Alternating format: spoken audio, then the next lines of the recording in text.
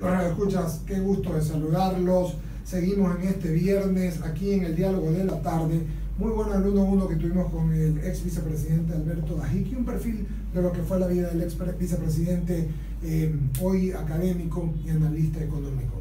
Después de las menciones que terminamos aquí, está ya con nosotros, como lo habíamos ofrecido, la asambleísta Gabriela Rivadeneira, ex presidenta de la Asamblea Nacional e integrante del movimiento Alianza País. ¿Cómo le va? Gusto de saludarla. Las últimas veces la hemos entrevistado solo por teléfono, ¿no? A distancia. Bueno, en la campaña nos vimos, desde ahí un par de veces ha sido por teléfono. ¿Cómo va? ¿Cómo ha pasado? No, mil gracias siempre por la apertura, un saludo muy especial a los radioescuchas. Y bueno, aquí tratando de definir muchas cosas del país y de Alianza País, así que un gusto siempre estar en los medios de comunicación, aquí presente en Guayaquil en una agenda bastante fuerte, intensa en medios de comunicación, estudiantes universitarios, más luego vamos al distrito 1 y 3 con nuestra militancia, pero bueno, vale la pena. Muy bien, vamos a comenzar con las preguntas, mi querida Gabriela, de rigor, ¿no? ¿Está usted con un tema, con algunos temas? Quiero saber primero su posición respecto a la suya personal, no en el momento respecto a la consulta popular que está pues llevándose a cabo en la Corte con las consultas. ¿Cuál es el pensar de usted, por favor, Gabriela, personal? Bueno, y la verdad es que sí lo voy a decir personalmente porque el movimiento ha decidido no tomar todavía una postura hasta tener el dictamen de la Corte Constitucional. Mi posición en esto ha sido muy clara. Primero, es una consulta popular que no fue propuesta por Alianza País, sino por el candidato banquero que perdió en las urnas del pasado 2 de abril. Por lo tanto, estamos siguiendo un guión que no nos pertenece ni que forma parte de lo que nosotros presentamos y pedimos el apoyo de la gente en campaña, que desde ahí me parece un partir para indicar que esta consulta popular trae detrás de sí objetivos muy claros políticos. La primera, una desinstitucionalización del Estado, que además se vuelve inconstitucional, y me refiero a la pregunta 2 presentada a la Corte, que refiere a la cesación inmediata de 7 personas del Consejo de Participación Ciudadana para reemplazarlas por 7 personas puestas desde el presidente de la República, que además de no solamente que nombrarlas, va a presentar o asume las competencias que le corresponden exclusivamente a la Asamblea Nacional, que son la de fiscalizar y poder cesar en sus funciones a todos los organismos de control: procurador, contralor, fiscal general de la Nación, superintendencias, consejo electoral, consejo de la judicatura, en manos de 7 personas que pueden cesarlos y nombrar a nuevas autoridades de control. ¿No viene esto de Alianza País? Porque el presidente de la República es el presidente del país. Era hasta el 31 de octubre pasado que la Dirección Nacional, unánimemente, sus presidentes tomaron la decisión de separarlo del cargo de presidente de la organización política. No hay una acción de protección que dejó eso a favor. Sí, y hemos presentado y estamos presentando justamente ante el contencioso electoral una petición de sanción frente a los jueces que se arrogaron funciones de la función electoral. O sea, ahorita eso está, digamos así, no hay realmente un resultado, un resultado de quién es el verdadero director del país, o usted juzga que... No, nosotros asumimos la resolución que tomara la Dirección Nacional, 22 de 32 miembros, con voz y voto, el pasado 31 de octubre, que separaron de su función a Lenín Moreno, de su función de presidente del movimiento, pero el señor sigue de adherente. Entonces hoy como adherente tendrá que también cumplir las obligaciones y los derechos del adherente. Entonces, pero no está, regresando, el presidente no está... Le pregunto, el presidente Moreno no está en país realmente, porque entiendo que fue el candidato del país, llevó adelante y ganó país. No solo que fue el candidato, claro, sino fue 10 años parte del gobierno de Rafael Correa, de la Revolución Ciudadana. Digo porque la gente pregunta, pero ¿cómo no puede ser del país si él es presidente con el movimiento Alianza País? Sí, y yo creo que esa evidencia una de nuestras debilidades como organización política. El hecho de que el presidente de la República sea presidente de la organización política a veces puede dificultar. Sí, yo creo que sí, en la visión... O sea, me refiero a no debe ser eso. No debería ser. ¿Por qué? Porque inhabilita un debate político objetivo desde una dirigencia partidaria que debería ser copartícipe del ejercicio del gobierno si es que gana. Debería tener libertad partidista un presidente. Debería pedirla. Estamos hablando de política más que de la situación. Sí, hay algunos referentes a nivel de la historia en la que presidentes de su organización, al llegar presidentes, han pedido justamente la liberación de la disciplina partidaria para incluso, insisto, que la organización puede ser más objetiva con el cumplimiento de su presidente. En este caso no ha sido así, pero no solo que no ha sido así, sino que ha habido una total falta de liderazgo por parte del presidente de la República hacia la presidencia de su movimiento. Son más de 4 meses que no ha tenido ningún tipo de conexión, de articulación o de presencia en las sesiones convocadas a la dirección nacional. Y esa desvinculación lo que ha hecho es que también las políticas del gobierno vayan enfocándose a lo que decíamos anteriormente, a un cumplimiento de una planificación que no era de Alianza País ni del proyecto de la Revolución Ciudadana, dejar de lado lo que sí era como el plan de vida, la construcción de viviendas, créditos, entre otras, y ahora está cumpliendo una agenda de aquellos perdedores en las urnas. Pero y yo decía... Sí, y está bien. Y esa es la parte que la gente, Gaby, y perdóneme que la interrumpa, porque no es mi intención, yo no tengo ese estilo, pero la gente dice, se pregunta, sobre todo aquí en Guayaquil yo escucho mucho a la gente a pie, entonces me dice, bueno, pero si es presidente, el presidente es presidente del país, ¿cómo pasa, cómo está pasando esta implosión? Porque es una implosión. Y esa misma pregunta se la hemos querido realizar al mismo presidente en las sesiones del directorio.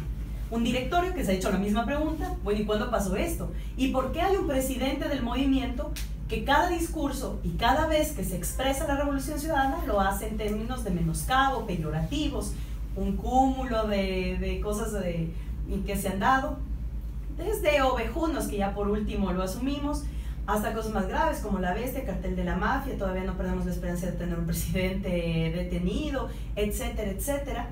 Lo desvincula totalmente de su organización, y esa ha sido la pregunta que nos hemos hecho al interior de la dirección.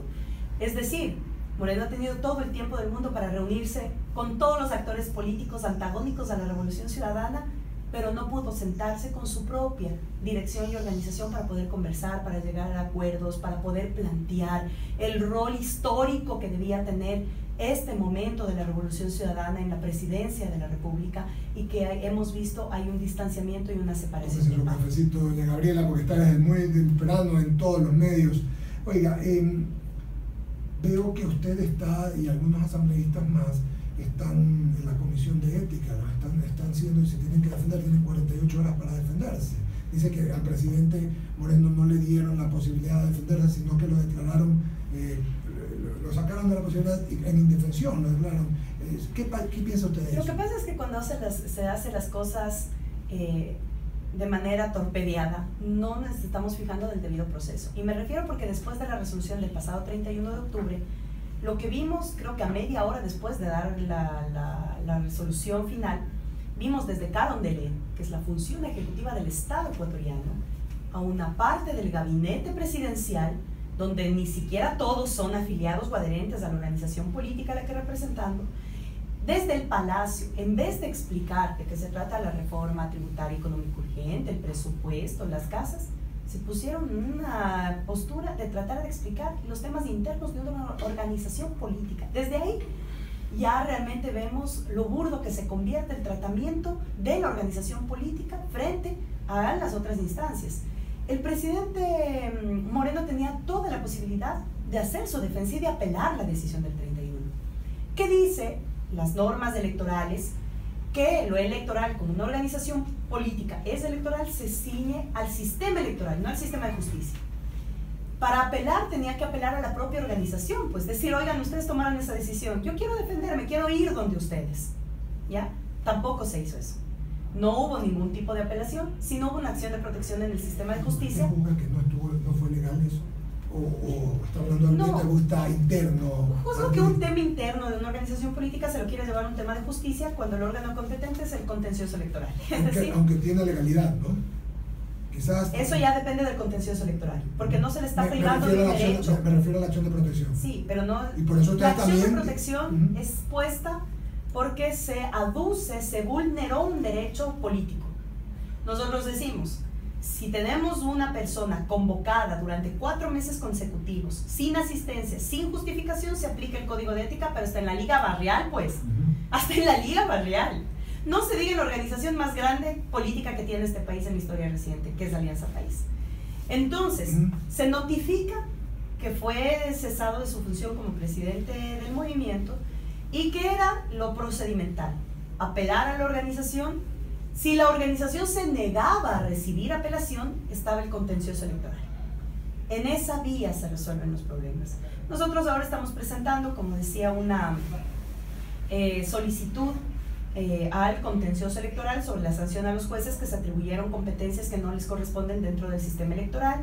Desconocemos, por supuesto, el expediente abierto por la ex coordinadora de la Comisión Nacional de Ética, Mary Verduga. Pasó 5 meses sin convocar a la Comisión de Ética, con una total irresponsabilidad dentro de la organización, y ahora resulta que hable el expediente contra 9 de los 22 compañeros que tomamos la decisión de manera unánime. Por lo tanto, carece de legalidad y de legitimidad, porque la señora Verduga, que también tenía posibilidad de apelar durante los 3 días siguientes a la notificación, la decisión, tampoco lo hizo. Entonces, ¿qué puede hacer la Comisión de Ética del país con Mary Verduga? ¿Qué podría hacer, por ejemplo? La Comisión de Ética actual, la que estaba buscando, ¿qué podría hacer? Podría ahora evaluar que haya un incumplimiento de faltas leves o graves y volver a sancionar a la señora Verduga. Sin embargo, nosotros no queremos caer en este del ping-pong. ¿A quién te sanciona? ¿A quién sancionó? O sea, me parece que no estamos en un momento como para eso. Hay temas fundamentales y sustanciales de debate en la organización política. ¿Le preocupa algún momento que la puedan sancionar a usted o que la quieran expulsar del partido?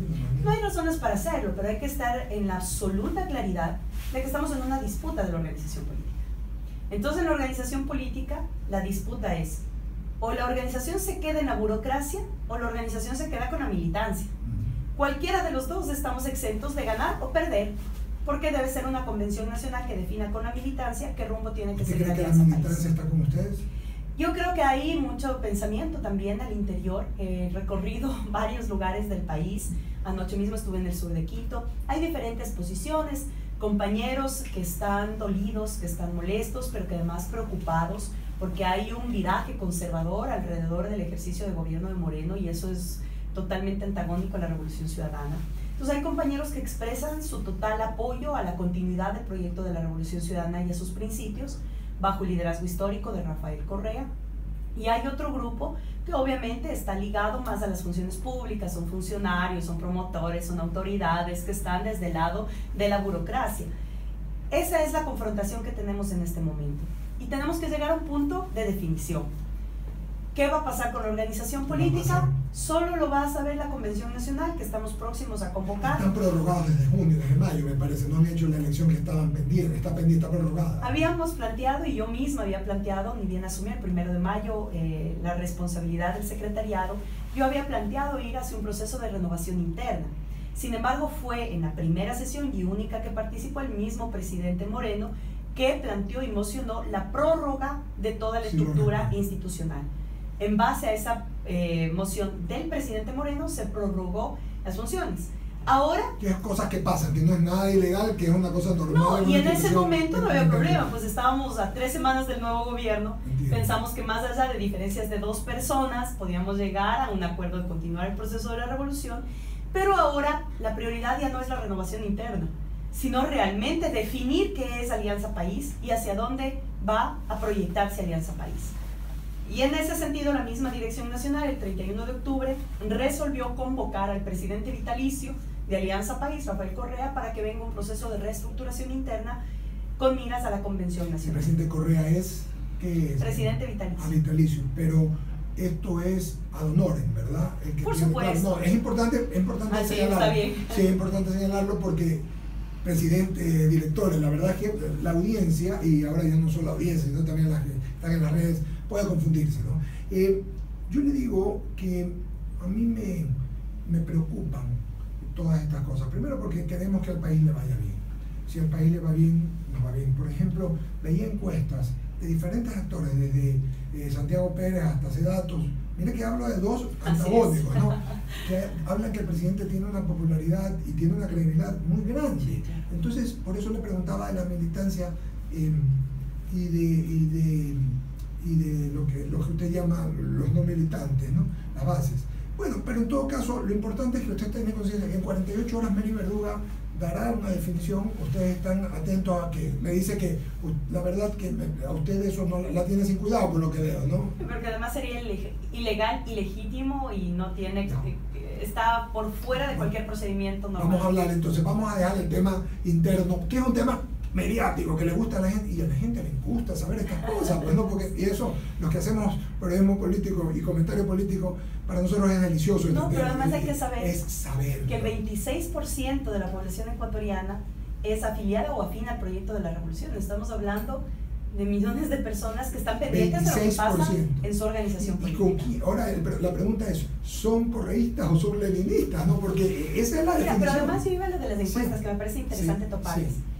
Las encuestas principalmente son tomadas Quito, Guayaquil y Cuenca y factores muy urbanos. Así es, son las tres en las tres. Recordemos que el histórico de la Revolución Ciudadana y su apoyo es el sector rural y el sector popular. Pero aquí en Guayaquil tuvieron mucha fuerza. No, sí, y aquí es impresionante. Muchas veces, incluso el presidente Moreno ganó en Guayaquil, tuvo una votación. Ganó en Guayaquil, pues. Sí, pero digamos, más allá de pero ahora lo que usted dice realmente, Gaby, es Cuenca, Guayaquil, Quito. Entonces, más allá de la toma de la muestra. Densidad de gente, claro. Sí, más allá de la toma de la muestra, hay un factor que es real. Si a mí Gabriela Rivadeneira me pregunta, ¿tú estás de acuerdo con el diálogo? Yo te voy a decir sí. Okay. ¿Estás de acuerdo con la consulta? Sí, como herramienta de construcción popular. Qué bueno que me leyó la mente, porque no me si tú si me preguntas, ¿estás de acuerdo con la lucha contra la corrupción? Te voy a decir, pero claro. Entonces, obviamente, entonces la aceptación. Me vas a decir, además, que dentro del diálogo has hecho acuerdo con los medios de comunicación, públicos, privados, has hecho acuerdo con la banca privada, has hecho acuerdo con las cámaras, has hecho acuerdo con la... Obviamente hay un unísono y un concierto alrededor de una toma de decisión que puede llegar a ser bastante ficticia, porque todos los sectores se sientan en la mesa para conseguir algo. Si es que ese algo no se consigue, entonces inmediatamente ya simplemente no son parte de la mesa y se convierten en detractores. Entonces hay que tener mucho cuidado con el tema de la lectura de encuestas. Me parece totalmente oportuno que se lo haga. Es real. Pero digamos así, es un ejercicio normal, pero es un ejercicio técnico, lo que cree es que no refleja la realidad. La visión política. La realidad total, porque obviamente una herramienta técnica visibiliza. Es una realidad, no todo el mundo está a favor de la consulta, todo el mundo está en favor contra la corrupción, es verdad, los puntos en cuanto es interesante. Y eso es lo que se está midiendo. Eso es lo que se está midiendo. Pero ahora volvamos, ¿no? En cuanto al 26%, yo también siempre determiné que el país tenía una base de entre 25 y 35%. En época electoral llegamos hasta el 35%. ¿Qué es lo que yo decía? Y en época no electoral, 25, 26, 27 varía. ¿No le parece que esto es un tema personal, no saliendo? Que el tema es que veo, esta es la historia de la República, ¿no? La historia de que finalmente terminan en divisiones, porque no hay movimientos políticos reales, sino caudillismo. Yo se lo dije al presidente Correa en alguna entrevista, no le gustó, oye, pero tú eres caudillo, le dije presidente, pero el presidente me dijo, no, el caudillismo no existe, esa es la idiosincrasia nuestra, deberíamos procurar tener partidos con ideología, sí, claro. Y entonces ya la división se ve en la asamblea. Pero además no tenemos nosotros como historia país partidos políticos que hayan llegado al gobierno sin las figuras denominadas. Y es la historia del Ecuador. Es la historia no hemos construido, y yo creo que eso no pasa en el Ecuador, sino en América Latina y en otras partes del mundo. Dice usted no tenemos necesariamente una historia de construcción de organización política como tal. Y muchas veces la organización política ha pasado a ser organización electoral. Entonces, claro, tenemos todas esas dificultades propias de los círculos y de las dinámicas políticas electorales. Un poco la idiosincrasia nuestra, porque es para temas electorales que todo el mundo se pone. Mire, debería haber militancia, debería haber capacitación, debería haber trabajo. Debería haber conciencia. Sí. Pero no nos gustan los ecuatorianos, yo creo eso, ¿no? Nos ponemos siempre para la Lo que pasa es que yo siempre le dije al presidente Correa que a nosotros nos hacía falta trabajar a la par del cambio de la matriz productiva en el cambio de la matriz cultural. No paramos mucha bola a eso, fue un error y fue prácticamente uno de los desaciertos del proyecto de la Revolución Ciudadana. Al final, cuando el presidente estaba por viajar ya a Bélgica, él lo dijo públicamente: acepto que uno de nuestros errores fue no haber trabajado sobre el cambio de la matriz cultural, porque eso es lo que no permite tener un espacio, una dinámica donde la gente vea más allá de lo que puede tocar, sino alimentarse de temas que puedan ser políticos, ideológicos, y eso no es mala palabra y no es malo. Uno es político siempre, incluso cuando se dice ser apolítico, porque no es apolítico, el rechazo a la actuación del otro. Todos somos políticos, como seres humanos. Yo coincido. El partidismo es una cosa, pero todos somos políticos. Y generamos una visión de vida. Sí, así es. Y esa visión de vida está llena de un montón alrededor de mitos, de historias, de convicciones. ¿Cómo se genera esa convicción? Con la formación. Y nosotros en el país hemos tenido una formación educativa, académica, pero no una educación política. Y de eso no se trata. Sí, por supuesto. Porque además, porque todas, esto es un como digo, es un problema estructural de las organizaciones. Alianza País nace sí como una respuesta para tratar de conformar organización política, pero tampoco lo logramos porque tuvimos 14 procesos electorales en medio, que cuando acabamos uno ya queríamos empezar a hacer organización y ya nos venía otro encima. Entonces fue también una falencia. Mucho de eso estuvo ligado a que además Alianza País no es una organización histórica, es una organización que nació hace 10 años con el gobierno de Rafael Correa y que en el ejercicio fue convirtiéndose muchas veces en un apéndice del Ejecutivo. Entonces también mucha de la dirigencia de Alianza País, que deberían ser actores políticos de base, barriales, dirigentes, son funcionarios. Y eso en momentos como el que estamos viviendo ahora, de una definición política de una organización, pesa. Porque entonces ahí, como yo decía hace un momento, es burocracia versus militancia. Y ese es un tema que tenemos que debatirlo. Y como yo digo, o luchamos para que Alianza País siga siendo la herramienta electoral y política para la revolución ciudadana, o dejamos que se convierta en un apéndice de la partidocracia. El proyecto va más allá de una organización política o de un membrete. Y el proyecto de la revolución ciudadana deberá tener no solo una, sino cientos de organizaciones políticas, sociales, aliadas que permitan que su permanencia en el tiempo pueda realmente ayudarnos a resolver problemas del país. Asambleísta Gabriela Rivadeneira, estamos en el 99 en el diálogo de la tarde, hoy viernes 10 de noviembre. Yo en el mismo tema voy a hacerle algunas preguntas. ¿Qué le parece a usted la actuación del presidente de la Asamblea, el doctor Pepe Serrano, José Serrano? Me parece que ha tenido un reto bastante fuerte, porque obviamente somos una mayoría de 74, muy diversos interior, se lo ha manifestado en los últimos días. No solamente es soportar una estabilidad interna, sino también es soportar una estabilidad de todos los que conformamos la Asamblea Nacional, y en ese sentido varios partidos y movimientos políticos, cada uno con sus propias realidades y perspectivas. Es un momento en el que tenía que obviamente implantarse una agenda legislativa, que vemos que también estamos bastante atrasados en eso. Hemos pedido a todas las comisiones y estamos trabajando en todas las comisiones para acelerar los temas fundamentales, para poder realmente dar a la población, más allá de resoluciones momentáneas, leyes que permitan realmente la reactivación económica, de empleo, de lo social, que fue lo que ofrecimos en campaña para ser electos. Y bueno, esperamos que en la parte política pues también se vayan definiendo las cosas y pueda tomar una postura política que le permita liderar cualquiera de las tesis que vaya a escoger él estar. Gabriela Rivadeneira, vuelvo, perdóname, puedo sonar cansino, puedo ser repetitivo. Hay dos grupos en el país, el correísmo y el leninismo. ¿Usted cree o es solamente percepción? Yo creo que nos hemos rehusado, y yo quiero insistir en eso, en llamarnos correístas o morenistas. Sí. Yo creo que hay personas que se han alineado por diferentes razones, y no las voy a decir aquí, cada actor tendrá que exponer su posición. Lo suyo. Pero hay un sector que se ha alineado al ejercicio del gobierno, a través de prebendas, a través de puestos del Ejecutivo en territorio, en provincias, etc. El reparto típico de una partidocracia que llevó a la debacle el antiguo Congreso. Es un movimiento, Gabriela, es su partido. Y por eso es que yo estoy aceptando las propias críticas del partido, al decir que somos una organización política que no fue en sí mismo un partido, sino un movimiento que tiene un cúmulo de sumatorias diversas entre sí. Y cuando empezó Rafael Correa, Alianza País, hace 11 años, éramos de todo, desde derecha, centro, izquierda. Era una gama de todo, porque obviamente era una respuesta frente a un debate político que tenía el país. Ahora estamos en esa posición. Y estamos quienes defendemos un legado de una transformación del país que no puede ser menoscabado, no puede ser desprestigiado. Por supuesto tiene que ser corregido en lo que ya hemos fallado. Tiene que ser crítico, por supuesto, para seguirlo mejorando. Pero no por eso podemos seguirlo desprestigiando y con él desprestigiar al líder histórico de la revolución, que es Rafael Correa Delgado.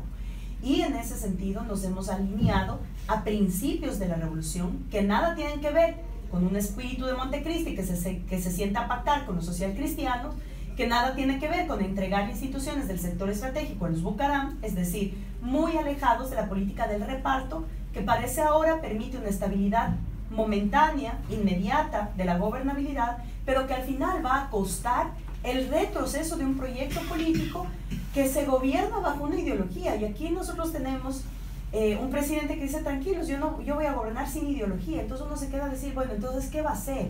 Porque no se trata de ser radical, ni decirte yo soy de derecha y yo soy de izquierda. Se trata de tener claro para lo que fuiste electo. Y tiene que ser claro para la encuesta, mi estimada Gabriela, que el 94-93% del Ecuador no es ni izquierda ni derecha. 84, o sea, no tiene ideología. Sí, no, es que no se ha trabajado sobre formación. Entonces cada vez que decimos ideológico, dicen, ay, los radicales. Pero cuando nosotros empezamos a tomar formación política, nos damos cuenta que la gente busca objetivos. El gran sector popular sigue buscando vías para la salida de la pobreza. Y eso no se ve desde una tendencia de derecha que busca la acumulación de capital.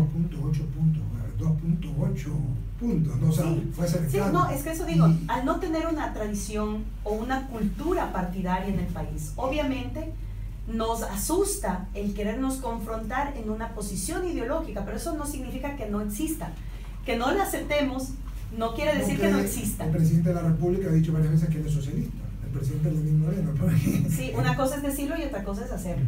Y los socialistas o los socialistas o los revolucionarios sabemos que hay que pensar y hay que decir y hay que hacer de la misma manera, porque si no te vuelves incoherente. ¿Usted cree que el presidente Moreno no lo ha hecho?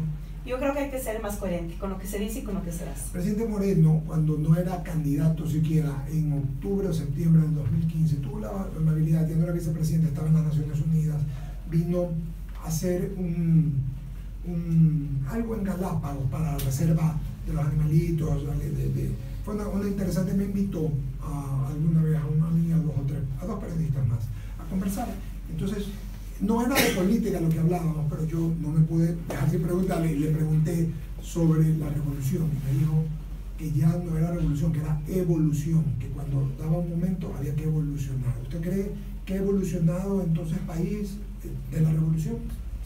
Yo creo que si ha evolucionado es por cuenta de su militancia, que ha madurado políticamente, que se ha empoderado mucho más de su organización política, pero eso también se encuentra vulnerable, ¿no? O sea, yo creo que la revolución es revolución en sus diferentes etapas, y estábamos cimentando una etapa inicial de la revolución ciudadana muy naciente, pero que había puesto los primeros cimientos. Ahora corremos el riesgo de tapar esos cimientos y simplemente regresar a políticas que ponen alto riesgo la consecución del socialismo del buen vivir, que es el mandato constitucional de Montecristi. Gabriela, un par de datos más para no... Tenemos ya 25 minutos, increíble, aquí al aire en 99 con Gabriela Arenas. Hablemos de... Ustedes apoyan la consulta. ¿Le tienen miedo a que en puntos como los que usted ha manifestado, como la reelección indefinida, que incluso leí en Sedatos mismo que tenía un número más y ha bajado, sí, pero ha bajado de 67 a 63, una cosa así? ¿Ustedes o piensan que van a ganar la consulta, por ejemplo, en puntos como eso? Yo creo que la consulta, si se da el acuerdo constitucional. O sea, la consulta tiene diferentes variantes, tiene preguntas que obviamente van a ser apoyadas por la mayoría de la población ecuatoriana, y hay otras que tienen que ser observadas en la Corte. Yo aspiro realmente a que la Corte sea capaz de sostener la constitucionalidad y la convencionalidad de las preguntas presentadas. Hemos hecho observaciones frente a 2 inconstitucionales y una que no nos parece pertinente, que es la de plusvalía. Ya dependerá lo que la Corte dictamine. No puede contradecirse. Hace 2 años la misma Corte, con los mismos miembros, dictaminaron la apertura de la postulación como derecho de participación política de los ecuatorianos. Es claro que el de haber insertado esta pregunta trae consigo la proscripción política de Rafael Correa Delgado de la política ecuatoriana, y eso es sumamente grave, no para Rafael, no para el proyecto, sino porque deja un precedente nefasto para la política ecuatoriana. Es decir, alcaldes que han pasado 16, 20 años, prefectos que tienen otro buen tanto de autoridades, ¿Cómo pueden entonces ahora decir que la alternabilidad es una opción cuando han hecho cacicazgos locales también? Siempre vamos a buscar la alternancia. Y Rafael Correa, si no se presentó y si nos pidió que pongamos la transitoria en la que él no podía presentarse en el 2017, era por buscar la alternancia, es decir, por buscar otras personas que puedan asumir y coger la posta. Rafael apostó por los jóvenes, producto de ello estamos aquí, muchos jóvenes que somos parte de la nueva generación política. El presidente Moreno no es que es jovencito.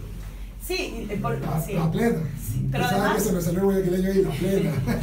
Pero también es reelecto, y una cosa es que él no piense en su reelección, a otra cosa es que quite la posibilidad de reelección. Usted fue uno de lo que dice usted, ¿verdad? Y igual lo fue Marcela Añaga cuando las pusieron en la asamblea, y es verdad, eran gente, mujeres, por el tema de género, jóvenes y así. Mira, el periodo anterior éramos 23 asambleístas menores de 35 años.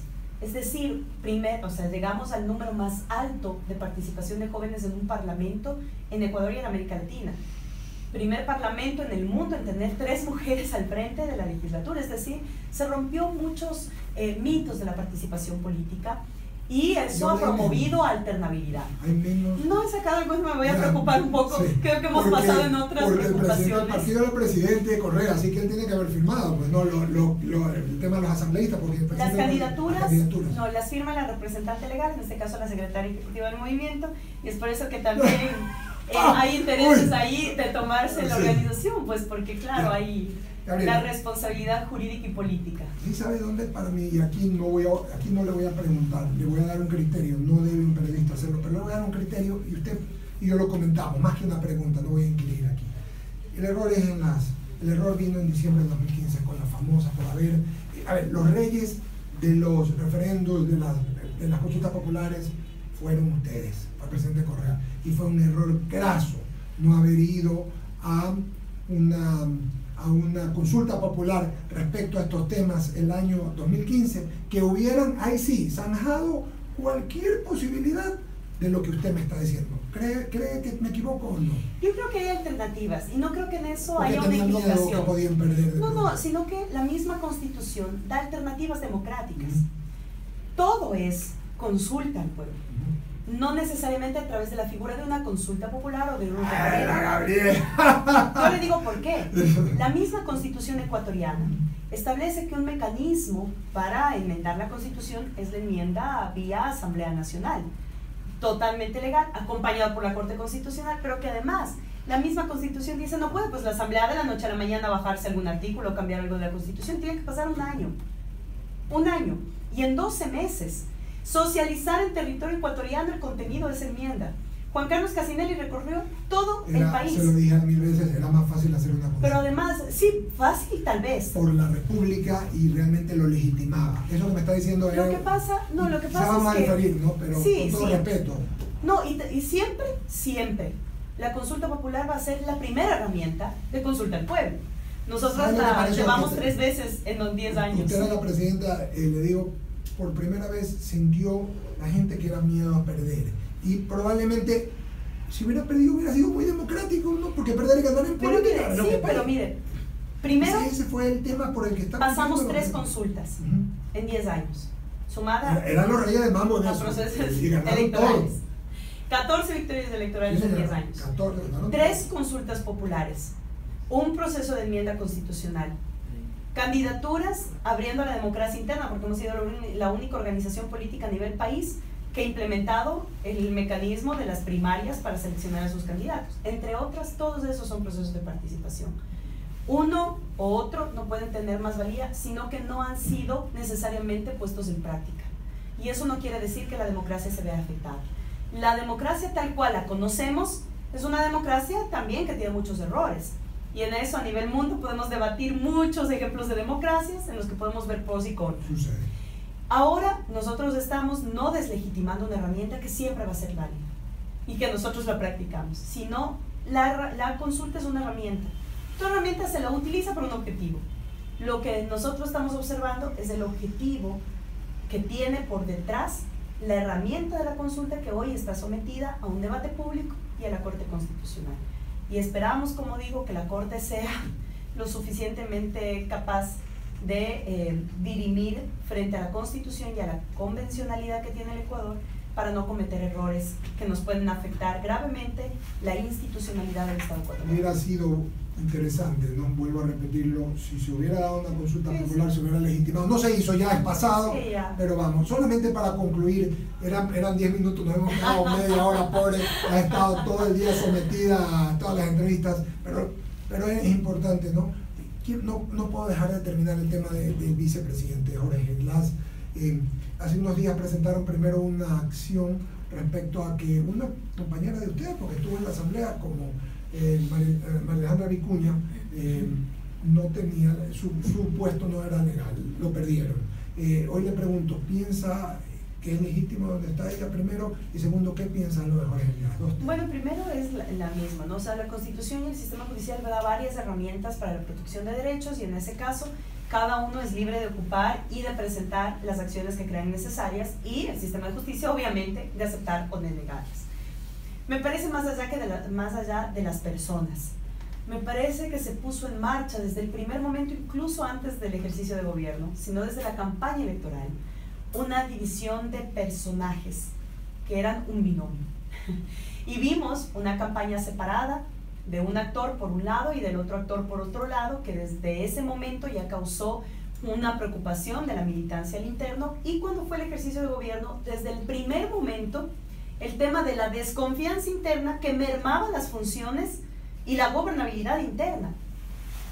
Hay muchos que evidencian y que certifican que esto ya fue absolutamente planificado mucho antes del 24 de mayo para bajarse un vicepresidente que no era de la confianza absoluta del presidente actual para poner a su persona de confianza en caso de que se requiriere encargar la presidencia. Eso, aunque suene muy frío, aunque suene muy nefasto, vemos que el formato, si es que es bajo esa premisa, ha ido conforme a un cronograma. Es decir, no solamente se ha sentenciado a una persona públicamente y políticamente, sino que después de sentenciarla políticamente, le dejamos para que se defienda donde corresponde, que es el sistema de justicia. Es los falsos positivos. Va todo al revés. Mientras si yo tengo una denuncia, le investigo y la sanciono y luego puedo evidenciar la sanción, se hizo al revés. Un falso positivo en donde primero la acribillo y luego lo dejo para que se defienda. Hay un sistema de justicia que ha mostrado también faltar el debido proceso, un vicepresidente preso sin haber tenido ningún tipo de prueba. Vaca, que es un hombre ayer. Sí, ayer. Así es. ¿Y el vicepresidente cuánto tiempo está preso? Como un mes más o menos. Entonces vemos que realmente se ha ejercido un tema de presión política muy dura. Estamos ante la posible apertura de la judicialización de la política en el país frente a los casos Argentina y Brasil, que ya lo veníamos denunciando hace un par de años atrás. Y me refiero, por ejemplo, a lo más patético que fue la destitución parlamentaria de la presidenta de Brasil, Dilma Rousseff, por actos de corrupción, y que luego de un año le dijeron, ay, sí, disculpe, usted no ha tenido nada que ver, sí, pero ya dejó de ser presidenta de la República. Claro, pero... Y ayer, que presentó las pruebas, no es acusación. ¿Usted cree que Jorge Glass no era responsable de las cosas que lo están imputando? No, yo no creo nada. Yo creo que está en un proceso de justicia. Y que tenemos que medir con la vara a todos por igual. ¿Usted cree que no se lo emitió por igual? El fiscal Vaca no ha presentado una sanción, ha presentado documentos que respaldan su postura. Son los jueces los que tienen que dictaminar la sanción respectiva. Yo creo que en este caso se ha excedido en una politización de un caso judicial. Yo creo que hay que ser mucho más cuidadosos con el debido proceso. Bueno, es que ahora, como digo, en 6 meses todo ha llegado a ser tan confuso, tan maniqueado, que uno, bueno, dice, bueno, ¿dónde está? Entonces a uno le queda confiar en la institucionalidad, bueno, ¿qué queda de ella? Y lo que hicimos en la Asamblea Nacional hace cerca de 2 meses o un poco más, que fue de manera unánime levantar el fuero de corte, fue justamente sabiendo que el vicepresidente tenía que someterse al órgano competente cuando se le estaba acusando de un cometimiento, del posible cometimiento de un delito, que es el sistema de justicia. Y eso fue lo que obramos y eso fue lo que él se sometió. Más allá del caso particular del vicepresidente, que serán los jueces los que tengan que determinar. Porque el fiscal acusa, tiene el juez que determinar. Tiene que determinar, más allá de eso. Nosotros hemos insistido. Podemos tener familiares, amigos, compadres, panas, asesores, que nadie en este país puede quedar impune frente a los actos de corrupción. Nadie. y eso lo demostró el gobierno de Rafael Correa Delgado, con una serie de casos que los denunció de sus propios funcionarios involucrados en corrupción. Y que ahora vemos, por ejemplo, Capaya, que no, pues la investigación nació el 24 de mayo. Fueron ahora, a la fecha, más de un año que empezó a investigarse, que fugó del país, que lo fueron a traer a la justicia y que ahora resulta que ni siquiera es eficiente. Todos los videos que mandó en campaña electoral Capaya denunciando a viva voz cualquier cosa que se le ocurría, hoy no puede ni siquiera demostrarlo. ¿Sabe qué me extraña, Gabriela? Que era un hombre tan cercano en la campaña, a la primera campaña del presidente Correa, al gobierno. Era un hombre, ¿dónde se perdió el norte en el Ecuador? No, yo creo que tuvimos demasiada o excesiva confianza en personas que no eran de las filas de Alianza País. Y recordemos que Capaya llega recomendado por el Sindicato de Trabajadores Petroleros. El sindicato.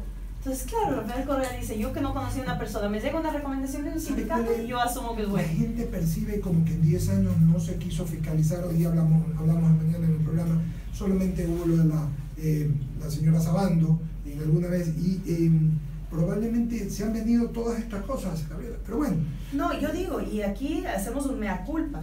Yo creo que sí hubo un exceso de confianza, pero tampoco es que no sea fiscalizado. Yo tengo aquí justo a la mano algunos de los casos. Por favor. Desvío de 7.3 millones del Ministerio del Ambiente, 49 indagados, 7 cómplices, 19 absueltos del cargo, 23 de ellas se declararon culpables y están en prisión. Sobreprecio en la compra de equipos deportivos en el Ministerio de Deporte 2006-2007. Estamos hablando del exministro Raúl Carreón, caso reconocido. Sentencia de inicios del 2017 a 9 años de prisión. Se encuentra en prisión. Se decomisó dinero en efectivo por un monto de $170,000. Sobrepeso en los medicamentos del IES. Recordemos las propias visitas de Rafael Correa a los dispensarios de salud para ver el tema de medicinas. 60 personas recibieron sentencias condenatorias. No una, no dos. 60 personas recibieron sentencias convocatorias. 6 prófugos de la justicia. FIFA Gate 2015. Para que veamos que no es que todos los futbolistas son corruptos, no. Corrupción institucionalizada, como no por un par de curas pedófilos, toda la iglesia es pedófila. Entonces, aquí hay que poner las cosas en su sitio. FIFA Gate. Luis Chiriboga, condenado a 10 años de prisión por delito de lavado de activos. Caso 2006, Esperanza Galván, exasambleísta, sentencia condenatoria a 3 años de privación de libertad. Petroecuador, de Petroecuador sabemos que hay varios detenidos. En este caso, 16 personas procesadas en investigación, causas penales, a 8 por enriquecimiento ilícito, 3 por delincuencia organizada, etc. Pases policiales, 2014-2015. Se dicta sentencia contra 15 procesados. Hasta el 2015, la Fiscalía emitió 1.578 informes con indicios de responsabilidad penal. ¿De dónde vinieron las denuncias? Del mismo Ejecutivo. Pero en la Asamblea solo hubo una, ¿no? La de la superintendente, solo una en la Comisión de... Sí, pero ahí me parece importante señalar, y hace poco conversábamos en una entrevista, porque me dicen es que la Asamblea enjuicia políticamente a eso que me refería, por competencias incumplidas de funcionarios públicos. Cuando se convierte en un delito, la Asamblea no es juez. No es juez.